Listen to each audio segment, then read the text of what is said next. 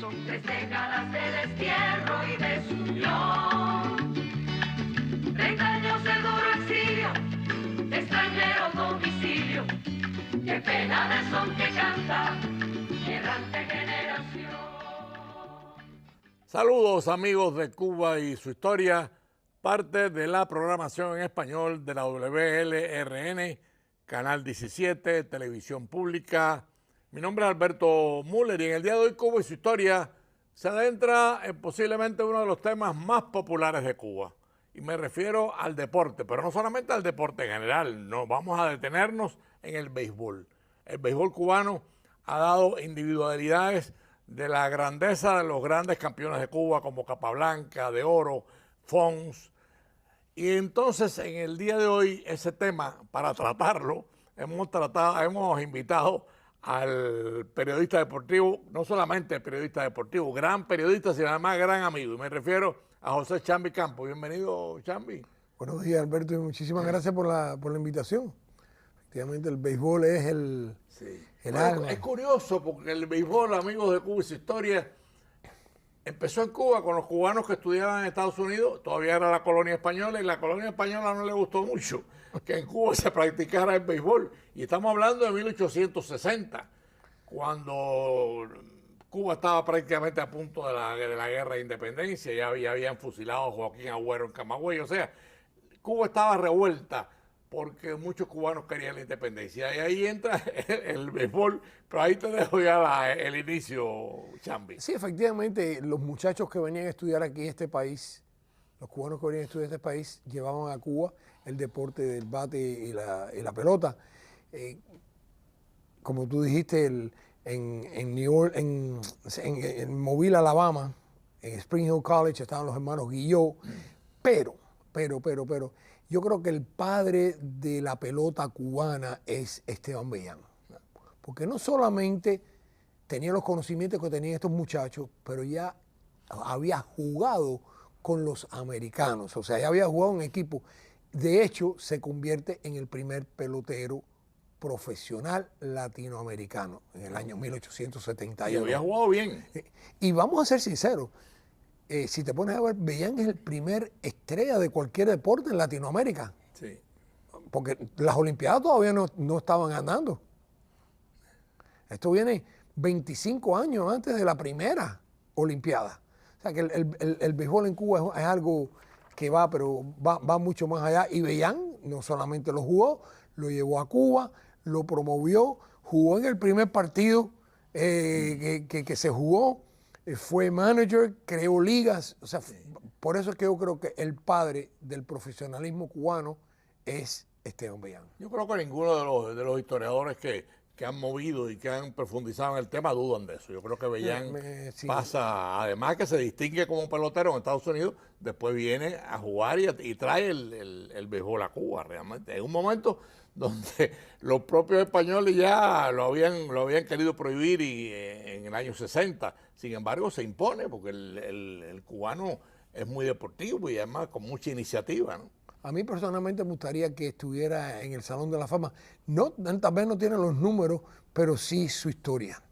Su historia tiene que, como se la han hecho a otros. Sí, pero no se ha promovido. No se ha promovido, estás correcto. O sea que es muy difícil, después de tantos años, que el Hall de la Fama acepte. Y no como miembro, estoy hablando yo solamente de su historia. Sí, que apareciera el nombre. Correcto.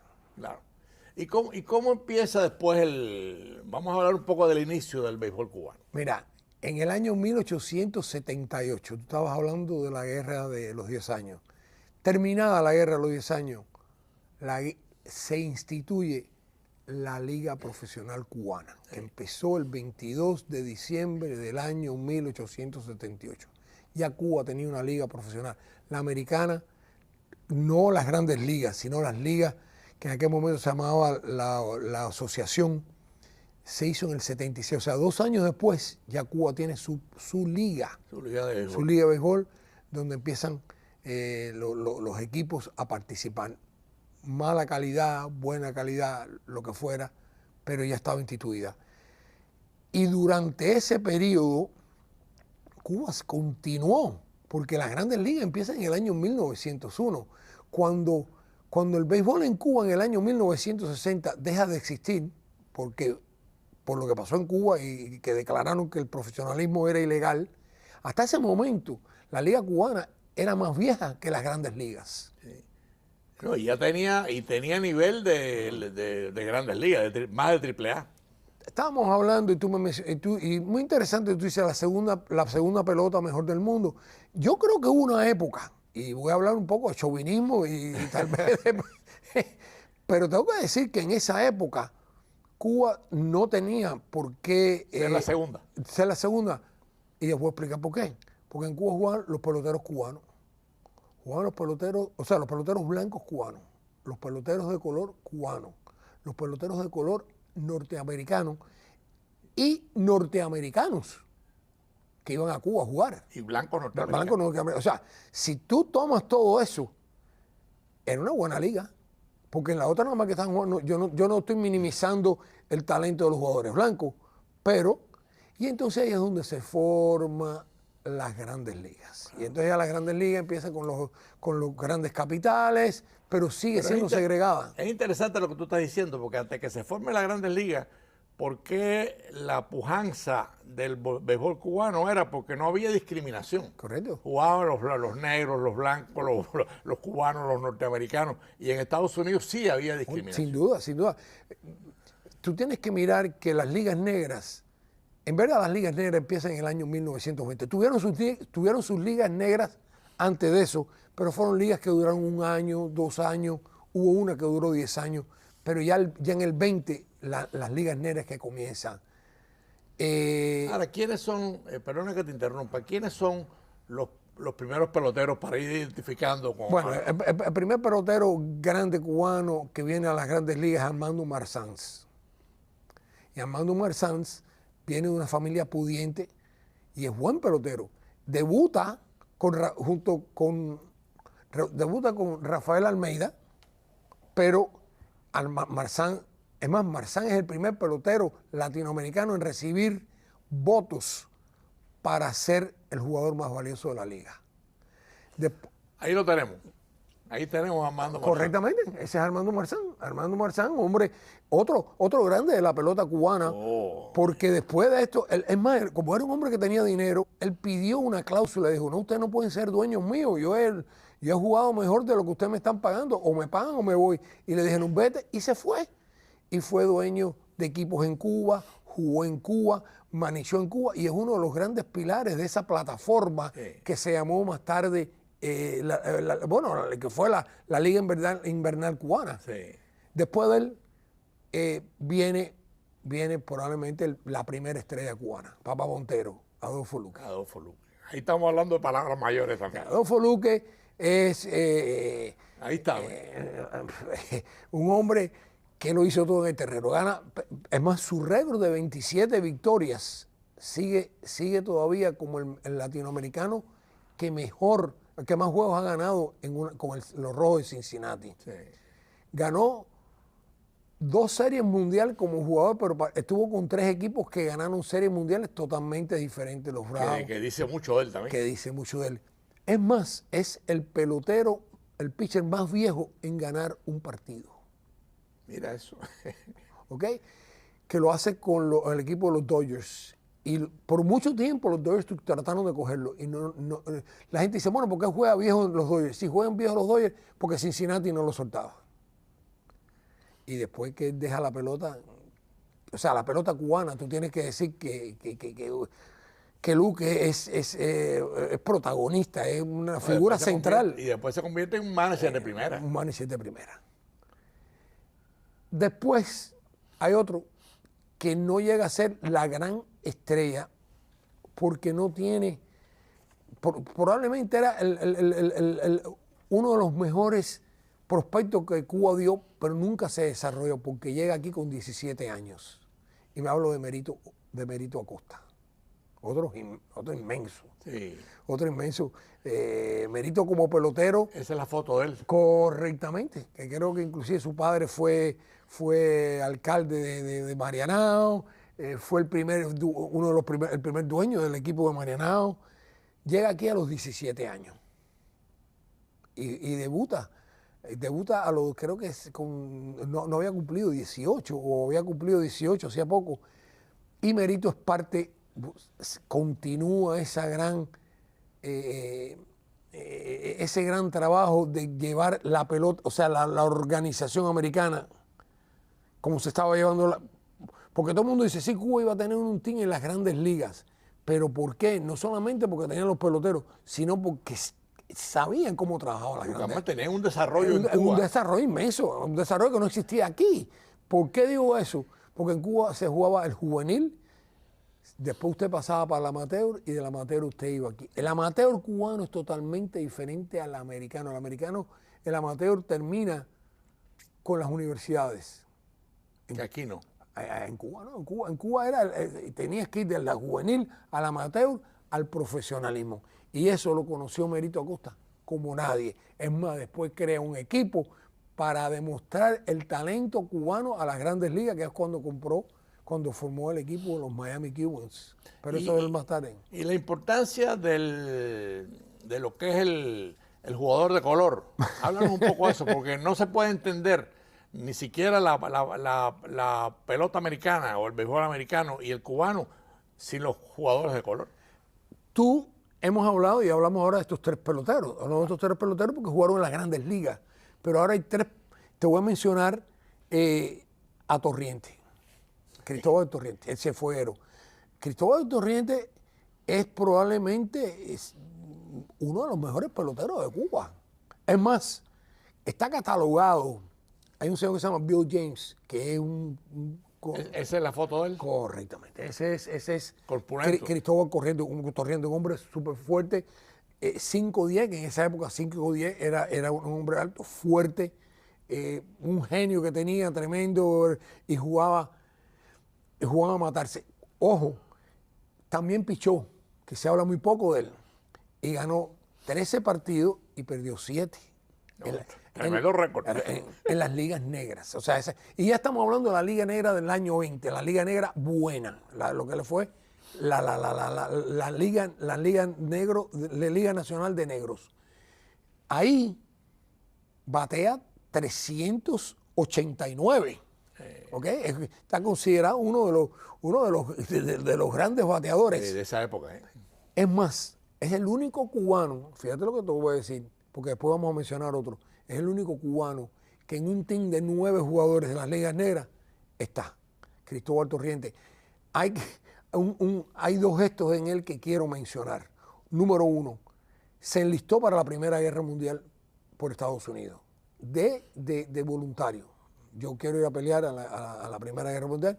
Como era tan buen pelotero, no lo escondieron. Y la otra fue que su tumba, él entra en el Salón de la Fama en el año 20, cuando lo exaltan por las ligas negras. Su tumba estaba abandonada en el cementerio de Colón en Cuba. Él muere aquí, murió hombre alcoholizado y tuberculosis, y muere a los 42 años. Aparentemente un hombre muy fiestero, un hombre que fiestaba mucho. Sus amigos hicieron una ponina, lo llevaron a Cuba, lo enterraron en el cementerio de Colón, y esa tumba estuvo olvidada. En el año 20, cuando él entra al Salón de la Fama, alguien menciona que su tumba está en el cementerio de Colón, y entonces empiezan a buscar y la encuentran. Esos son 2. Amigos de Cuba y su Historia, para los que han sintonizado tarde, estamos en la mitad del tiempo del programa y estamos en un programa especial sobre el béisbol cubano, que obviamente es la joya de la corona del deporte en Cuba. O sea, es el deporte que más simpatiza a la población cubana, que más abraza y que más participa en ello, ¿no? Pero estaba Chambi, el periodista deportivo y gran amigo, hablando de los peloteros de color, y por supuesto ahí faltaban 2, así que te dejo el tema para que lo termine. El otro es José de la Caridad Méndez. Ya tú sabes. Probablemente, si no el mejor pitcher de Cuba, uno de los mejores pitchers de Cuba. Ahí está José. Hombre, volvemos a otro hombre grande. Su récord en las ligas negras es de 30 victorias y 9 derrotas. 7 de esas victorias, 7 de esas derrotas son por carreras, por errores. Por carreras sucias. Por carreras sucias. En 9 años, en 7 años de pelota, permitió 8 jonrones. Eso es en las ligas negras. Sí. En las ligas cubanas tiene unos números impecables. Cuando los equipos norteamericanos iban a Cuba, el que siempre ponían a pichar era él y siempre ganaba. Llamado el Diamante Negro. Un hombre que sí en otra época Hubiese ganado millones de dólares. dicen que en aquel momento, porque hoy en día la pelota se ha sofisticado mucho, pero era un hombre que dice que tenía 3 y 4 lanzamientos. Imagínate, en aquella época, un hombre tener 3 o 4 lanzamientos, espectacular. El Diamante Negro, el mejor pitcher, sin duda alguna, negro uno de los mejores pitchers de las ligas negras. Pero ahí nos falta uno ahí. Vamos a ver. El inmortal, o como le dicen en Sudamérica, en Latinoamérica le dicen el maestro, Martín Diego. Martín Diego bateaba, Martín Diego pichaba. Una cosa que quiero aclarar, porque mencioné que Torriente había pichado, en esa época los equipos llevaban 11, 12 jugadores, o los jugadores tenían que ser bastante versátiles, pero Martín Diego lleva el versatilismo a otro nivel. Era buena segunda base, era buen shortstop, o sea, no es que jugaba las bases, era buen jugador en todas las bases, porque en cualquier momento decía, fulano juega a right field, pero si no jugaba a right field, no puede, no. Martín Diego la jugaba todo. Ganó más de 300 juegos. En las ligas negras ganó, si no me equivoco, creo que 27 y 19. Por eso fue que quise mencionar lo de Torriente, porque nadie, cuando te hablan de Torriente te hablan de la batería, pero no te hablan de que también fue pitcher. Este hombre en México no solamente lleva... Digo, ahí lo tenemos en pantalla. Exacto, un hombre altísimo. Es campeón de picheo y campeón de bateo en el mismo año en México. Hubo un año que pichó para, oigan esto, para .15. Punto 15. O sea, que no permitía carrera. No, el año que él gana, que fue con Veracruz, que batió 300 y tantos, lanzó para .9. No llegó a una carrera, pero no, entonces pues tuvo un año de .15. Eso es una fantasía. Pero Chambi, como yo tengo que estar muy atento al tiempo y no quisiera quedarnos cortos, viene ahora una etapa importante en la barrera de color, claro, más cercana. Háblanos de eso. Se rompe la barrera de color, Jackie Robinson entra como el primer pelotero y los cubanos empiezan a ver el talento que había de aquí de cubanos. Y tengo que hablar de mi pelotero cubano favorito, y tengo que decirlo, es mi favorito. Y me refiero a Manny Miñoso. Sí. El hombre que no se sabe cuándo nació. No se sabe si llegó a los 27 o si llegó a los 29. El eterno. Sí. Pero rompe la barrera de color con el equipo de Cleveland. Pero ojo, tenía el talento para jugar, porque cuando usted compara los números de Miñoso con los 5 grandes, con los 4 grandes de esa época, eran Morty Irving, Campanella, Larry Doby y Jackie Robinson, los números Miñoso son mucho mejores que esos 4. Sí, claro. ¿Ok? Miñoso lo mandan a las ligas menores porque el dueño de Cleveland tenía 2 peloteros negros, que si no me equivoco era Satchel Paige y otro más, y él dice, yo no puedo tener 3 peloteros negros. Entonces mandan a Miñoso a las ligas menores. O sea que Miñoso es discriminado doble. Sí. Claro, esos 2 años es cuando revienta la liga, y entonces es el primer pelotero negro que entra en Chicago, en los Cachorros, en los Medias Blancas de Chicago, donde se convirtió en el ídolo que fue. Sí, ídolo del equipo y de la ciudad. Al mismo tiempo, en aquel momento donde habían solamente 16 equipos, en 3 de ellos rompe la barrera de color cubano. Hablamos Miñoso con el Washington Carlos Paula. Un hombre que nunca, por todos los que lo conocieron como persona, un hombre que nunca se cuidó, un hombre que, sin embargo, ponía unos números espectaculares. Y hay un tercero ahí que es otro fenomenal. Entonces estamos hablando de Román Mejía, que rompe la barrera de color con Houston.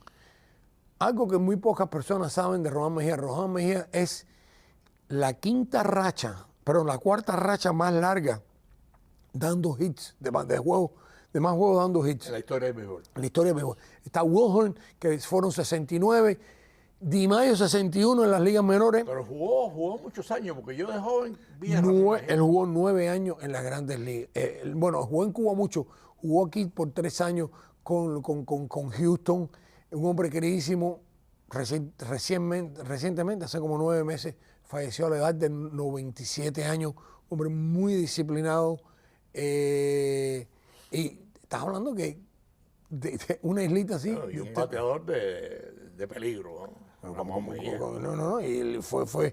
Y vamos a ser sinceros, no tuvieron esas oportunidades. Sí, llegaron a las grandes ligas, pero no tuvieron esas oportunidades que llegaron después. Claro. Ya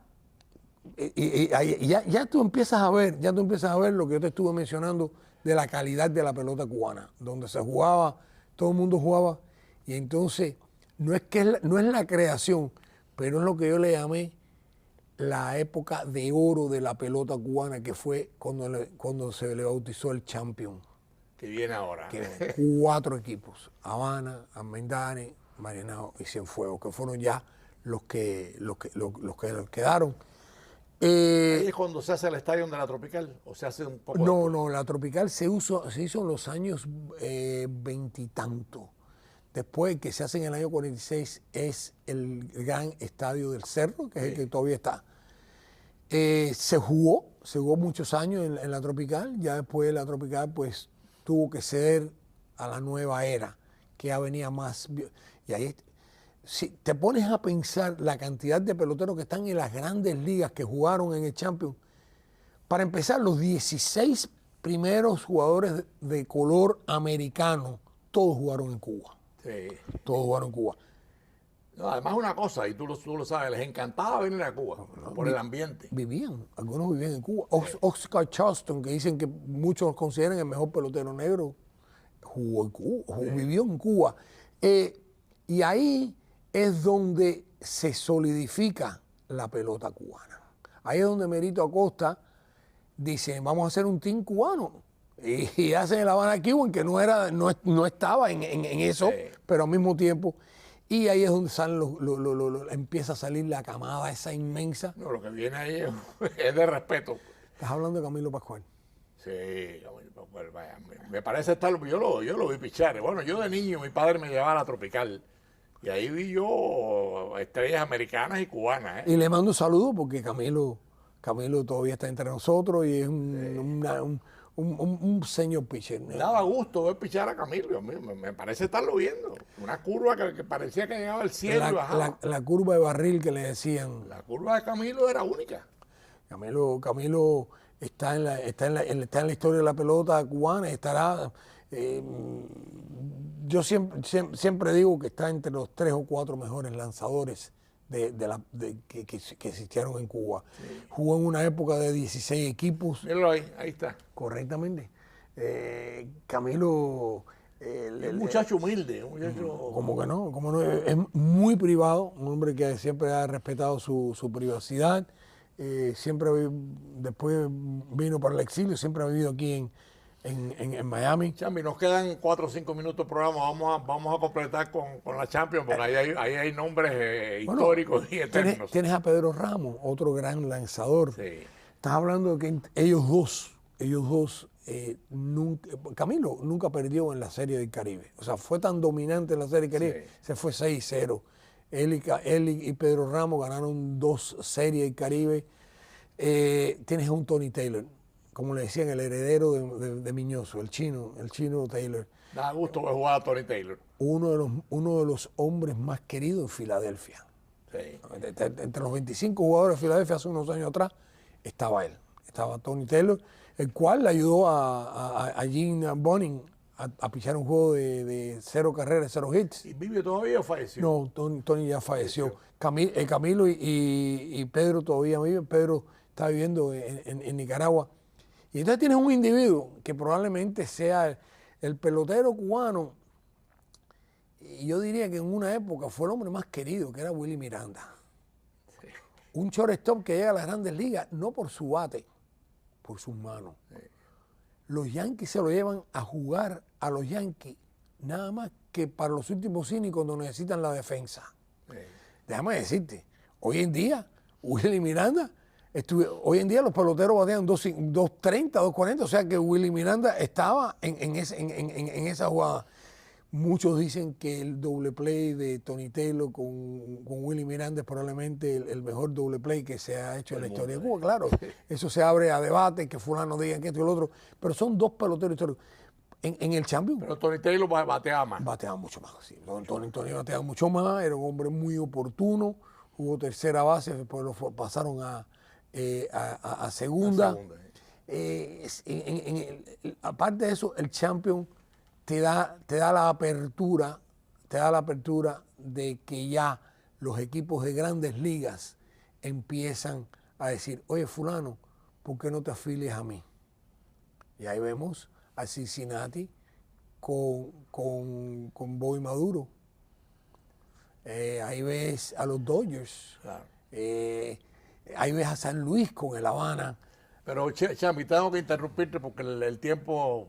¿Ya se fue el tiempo? No, yo no puedo pensar ya se esto. fue el tiempo. Pero, amigos televidentes, este programa va a tener una segunda parte, que es ya el desarrollo ulterior en las grandes ligas, el desarrollo reciente, una serie mundial donde jugaron unos cuantos cubanos. O sea que en el segundo programa o en el programa final sobre el béisbol cubano, que será en enero, vamos a tratar esta parte final. Ya Cuba tenía nivel de grandes ligas cuando llegó lamentablemente el comunismo. El comunismo, como pasa siempre, lo destruye todo, lo debilita, le faltó visión, pero bueno, esos regímenes totalitarios no tienen ninguna visión. El deporte cubano, el béisbol cubano, te dejo el último minuto de esta época. 106 peloteros en el año 60 cuando se cierra.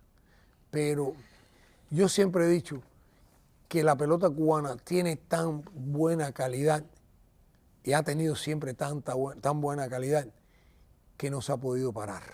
Porque inclusive cuando fue atacada, cuando fue vetada, se siguió triunfando. Y cuando se les abrió las puertas o se les abrió la mente a lo que estaba pasando, dijeron, óyeme, esto hay que volver a abrirlo. Y los vemos que están llegando y siguen triunfando. O sea que el béisbol cubano es eterno. Bueno, amigos de Cuba y su historia, le agradecemos a nuestro amigo Chami Campos su presencia en este programa. Nos queda una segunda parte que sería ya el béisbol actual, que también los cubanos se destacan. Ojalá hayamos podido, estoy seguro que sí, llevarles a ustedes el origen del béisbol, la importancia del béisbol de color, de los jugadores negros, de los jugadores blancos, y tengan todos un domingo feliz en su casa, en manos de Dios, y nos vemos el próximo a las 4:30 de la tarde. Se nos acabó el tiempo.